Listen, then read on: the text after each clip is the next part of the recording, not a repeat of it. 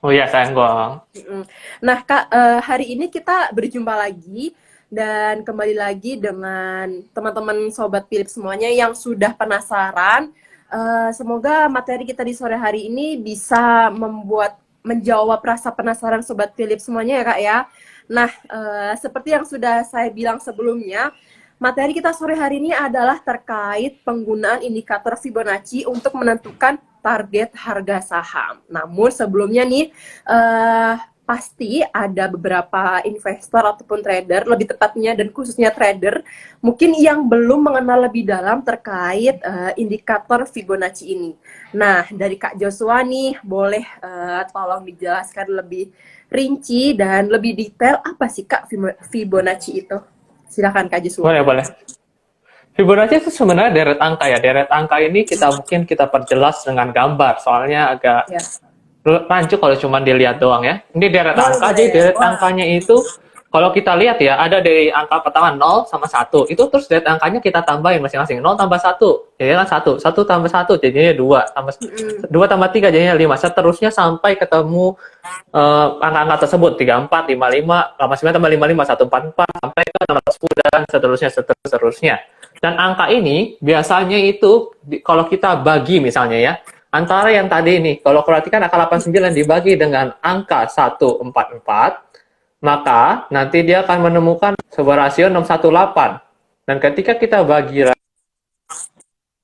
lagi antara 233 dengan 144, atau kita bagi yang kanan dengan yang kiri ya, kita akan mendapatkan rasio yang sama, yaitu 377 bagi 233, 610 bagi 37, namun rasio yang sama, yaitu 1618. Nah ini ya sungguh unik, kalau kita bagi lagi ini yang ini ya, 55 bagi 89, ini 618 juga.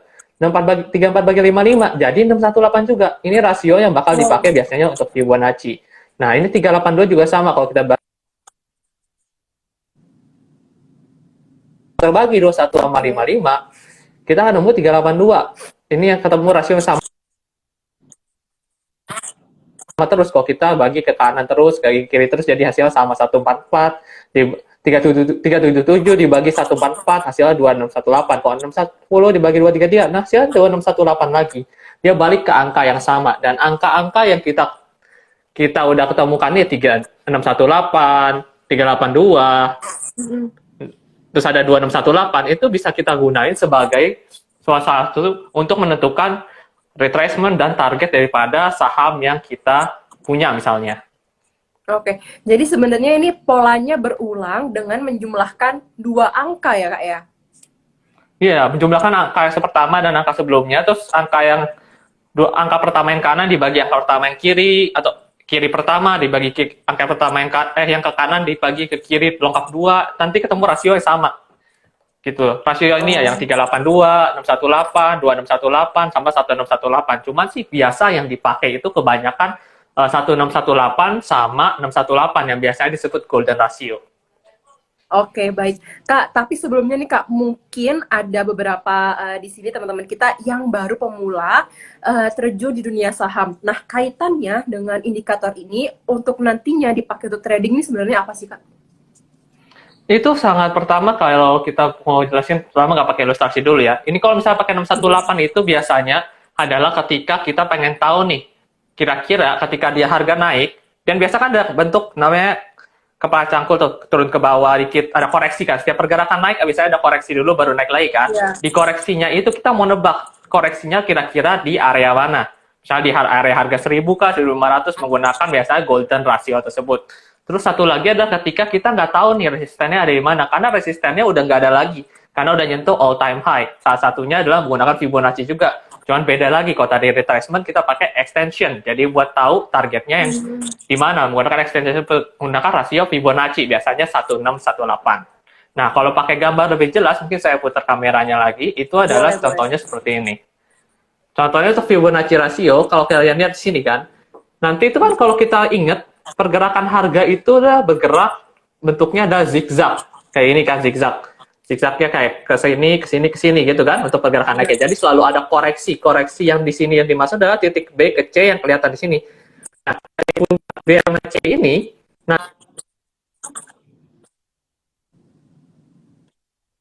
Fibonacci dari titik terendah titik A ke titik tertinggi titik B, di mana di sini nanti akan ketemu nih di rasio 618, apakah nih kira-kira kita tarik dari A sampai B ini dengan penarikan Fibonacci akan menemukan dia sebagai titik pantulan. Jika nantinya ditemukan ada titik pantulan, ada kemungkinan dia misal kebentuk candle hammer, ada kemungkinan dia bergerak naik lagi, mungkin bahkan sampai ke area titik B atau resisten B, atau bahkan melampaui daripada area B. Tapi terjadi sebaliknya apabila nanti kalau dia di C nih, di C ini, kalau misalnya di C ini dia terjadi namanya nggak berhenti sana, bisa jadi lebih rendah lagi ke rasio yang di bawahnya lagi. Mungkin bisa di 382, 50, untuk ke support berikutnya yang lebih rendah. Itu yang pertama, retracement. Kalau bicara yang ke selanjutnya, kita bicara tentang yang extension. Extension itu beda cerita lagi. Ketika kita udah nemu namanya terbentuknya retracement, kalau yang tadi di BC ini, kita tarik nih dari B ke C untuk Fibonacci-nya. Ketika kita tarik, nanti kita akan nemu namanya titik D, atau di mana kita ingin memperkirakan setelah dia lewat titik B ini, dia bahkan sampai ke resisten mana sih? Kadang-kadang ada beberapa kasus dia nyampe ke area 1618 ini, di mana area ini bisa dijadikan area target, yang dimana kalau kita misalnya nyari resisten nggak ada di sebelah sini, maka ini resistennya bisa kita cari menggunakan penarikan Fibonacci dari titik B ke C, gitu seperti contohnya, Mbak. Oke, baik. Jadi pada umumnya untuk trading biasanya digunakan dua garis ini ya Mas ya, Fibonacci extension dan Fibonacci retracement ya, yang pada umumnya digunakan untuk trading ya. Nah, oke. Betul, itu. Tadi Mas, gimana Mas? Enggak, lanjut aja dulu. Oke, jadi kan tadi Mas Joshua udah sempat menyebutkan dua jenis yang pada umumnya sering banget digunakan nih Mas. Nah, perbedaan dari kedua garis ini yang sebelumnya udah dijelasin apa aja sih Mas? Bedanya itu pertama peletak penarikannya tadi kan dari yang pertama A ke B. Kalau mau lebih jelas lagi kita mungkin keempat lagi. Cuman pakai contoh saham yang lebih real ya. Saham. Boleh. Ini contoh salah satu sahamnya gerakan historis ya. Kita contoh ya. Kalau ingat yang di sini kan tadi kita ngomong nih, tariknya itu dari B ke C, artinya dari titik yang koreksi ya, dari B ke C buat nentuin 1618 untuk target nih, untuk pakai target. Kalau kayak gini biasanya kita contohin di sini kalau saham ITMG, kita cari titik A sama B-nya dulu. Kita ambil dari titik terendah yang kita temukan di titik A swing low ini, kita tarik ke titik B, kita tarik Fibonacci. Nanti Fibonacci retracement kayak kalian ada menunya, biasanya trading view atau bahkan di PMM pun juga ada kan Fibonacci. Kalian tinggal klik aja. Dari diklik ditarik di sini tarik ke area sini. Maka kalian akan nemu namanya biasanya untuk tentuin ini ya nih 618 ya kalau mau cari area pemantulan. Kalau yang tadi ya, kalau mau cari pemantulan. Tapi kalau yang sekarang kita contohnya beda lagi. Contohnya buat cari targetnya. Kalau nyari targetnya yang jelas kita tarik dari titik B ke C seperti contoh yang di sini, B ke C-nya. B ke C untuk cari titik D. Jadi dari titik yang sini, swing high atas, kita tarik ke yang bawah, terbalik. Bukan dari bawah ke atas, tapi atas ke bawah kita tarik. Maka kita akan nemu swing yang kita bilang tadi, kira-kira di 1618. Nah, kita tandain aja tuh 1618 yang bisa di harga sini ya, di dekat harga 36.000. Kita udah tandain nih. Karena kita asumsinya dia udah breakout nih resistennya. Nah kan nih, resisten udah breakout nih. All time high jangan-jangan, bisa jadi lebih tinggi lagi. Makanya kita pakai area ini buat tahu di mana kira-kira ya, kan resistennya udah nggak ada sebagai patokan. Jadi kita tarik B ke C-nya itu buat tahu di area 1618 ini kira-kira bisa nyampe nggak? Kita contohkan lagi ke yang kanan. Ternyata sampai ke area 1618, bahkan setelah ke area 1618 ada kemungkinan dia terjadi retrace lagi, maksudnya turun lagi setelah kena itu, dia makan jadi area resisten. Ada kejadian beberapa kasus seperti itu. Itu salah satu cara penggunaan daripada area Fibonacci dari penarikan dari yang tertinggi sampai ke rendah B ke C. Kalau dari sini kita lihat yang tadi ya, dari sini tarik ke sini Fibonacci-nya, maka kita akan menemukan biasanya titik D atau di area target yang kita kira-kira sebagai area yang bisa jadi area taking profit, biasanya kayak gitu ya. Kemudian kalau yang satu lagi adalah kita bahkan bahas langsung yang retracement. Yang retracement ini beda cerita. Kalau yang tadi kan kita lihat gambar yang ini contohnya. Retracement ini nih, buat kita kayak ngira-ngira nih, kira-kira nih ya kalau kita tarik dari A ke B nih, kira-kira nanti koreksi B ke C-nya tuh bisa nggak sih di 618? Terus misalnya kita gambar A ke B, nanti 618-nya kita tandain. Dia bakal naik lagi atau nanti setelah kena ini dia nggak kena, langsung turun, kagak ada pantulan. Bisa jadi kayak gitu kan, kemungkinan ada dua. Nah kita lihat apa yang terjadi. Yang terjadi adalah kalau kita kayak gini contohnya, kita tarik dari swing low yang dari bawah ke atas, dari paling bawah ini kita ke atas, terus kemudian kita tandain tuh 618. Kita tandain, mungkin kita garisin pakai balok warna kuning juga bisa, itu tergantung, tinggal klik aja menu shape ya, nanti menu shape di pointnya ada, tinggal digaris terus warna kuning ditandain gitu loh sampai ke 618 sampai adanya reaksi. Biasanya kayak gini nih, ada reaksinya biasanya kalau ada daerah pantulan kayak gini nih, pantulan terbentuk swing low juga. Kalau kalian teman-teman udah belajar swing low kan, ini bentuknya kayak V ya, kalau bentuk kayak V, terus ini candle kedua yang kayak ini nih, kayak candle keduanya ini hanya ketembus, itu kan namanya valid swing low. Valid swing low terbentuk, jangan-jangan dia ada kemungkinan naik. Nah, kemungkinan naiknya sampai mana? Nah, kalau misalnya dia ada golden ratio, ada pemantauan di golden ratio, bisa jadi dia bentuk resisten yang di B, resisten B yang tadi kita bilang, kita tarik dari A ke B untuk menemukan area C-nya kan. Nah, bisa jadi dia nanti ke resisten di titik B ini, yang dimana juga swing high jadi daerah resisten. Nah, kita bisa taruh nih targetnya di sana, dan terbukti ada beberapa kasus juga bahwa dia sentuh area yang dimana titik B atau area resisten target pertama tersebut. Kira-kira seperti itu, Mbak, cara penggunaannya. Kalau misalkan bisa disimpulin, secara umumnya adalah jarak antara swing high dan swing low itu menjadi sebuah area indikator dari Fibonacci ya, Mas ya? Atau kebalikannya? Iya, kita harus bisa namanya nyentuhin daerah swing high sama swing low-nya supaya kita nariknya tuh Fibonacci-nya pas. Jadi A ke B-nya kita harus tentuin buat tentuin nemu titik golden ratio yang di C ini. Area di mana area kita sebut area pemantulan atau bisa jadi area support lah nanti kebentuknya ke depan. Dan kebiasaan area support kan artinya bisa membantu ke atas. Nah, itu targetnya nanti di B, bisa kayak gitu. Kita harus hafal bisa nentuin swing low sama swing high dengan baik. Oke, berarti kalau untuk Fibonacci retracement ini sebenarnya kita bisa menentuin support dan resistennya.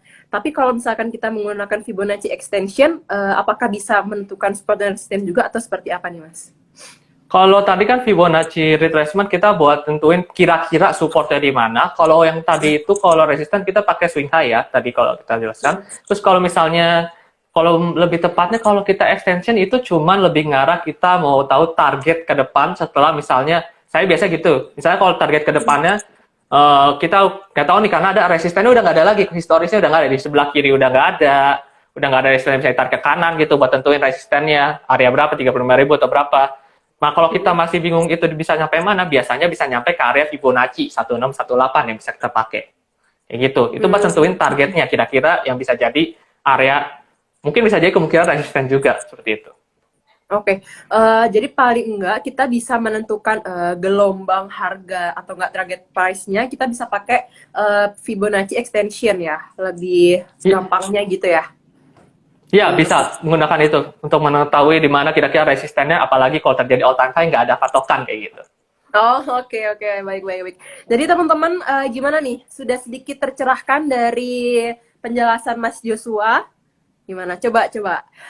Apa masih ada keinginan-keinginan yang masih mengambang-ambang, mengawang-awang? Boleh langsung tanyain kalau misalnya kalian punya pertanyaan terkait dengan Fibonacci ini, karena ulasan kita akan masih banyak banget sampai 45 menit ke depan. Jadi kalau misalnya kalian masih ada pertanyaan-pertanyaan yang masih ada di benak nih, langsung aja tuliskan pertanyaan kalian di bagian question yang ada icon tanda tanyanya ya di bawah ya. Nantinya untuk 3 atau 5 pertanyaan terbaik bisa mendapatkan merchandise seru dari Philips Sekuritas Indonesia. Oke, kita lanjutin ya Mas ya untuk pembahasan ini. Nah, boleh lanjutin aja. Udah sempat membahas terkait Fibonacci itu apa, terus yang paling umum digunakan adalah Fibonacci retracement dan Fibonacci extension. Nah, untuk perbedaannya juga udah kita kupas secara lebih singkat. Nah, untuk keunikannya ini nih Mas, sebenarnya apa sih Mas keunikan dari rasio Fibonacci yang bisa menjadi pertimbangan untuk para trader melakukan aksi jual atau belinya? Rasio Fibonacci sebenarnya salah satunya yang paling unik itu dia kadang ditemukan bahkan di kehidupan sehari-hari ya. Kayak contohnya kayak yang paling unik tuh ya lebah rasio di koloni lebah, misalnya rasio antara female dan jumlah female sama jumlah male, antara lebah wanita sama lebah pria-nya misalnya, itu bisa jadi dalam satu koloni itu membentuk sebuah rasio. Itu kalau nggak salah rasio 1618 itu. Bahkan kalau diperhatikan ada juga yang mengatakan bahwa beberapa sumber Kayak petal itu, kayak kalau kita bilang petal itu, petal bunga itu namanya kelopak bunga itu kadang kan bahkan ada yang derajatnya itu derajat menuju ke mataharinya kalau di total per 360 dirasiokan, ada yang rasionya nyampe 618 kayak gitu. Bahkan karena itu banyak sekali terjadi kayak di kehidupan sehari-hari, bahkan ada yang katanya bilang katanya rasio wajah ini ada rasio golden rasionya sampai jadi kalau punya golden rasio bahkan jadi lebih menarik gitu ya, ada yang begitu katanya kan.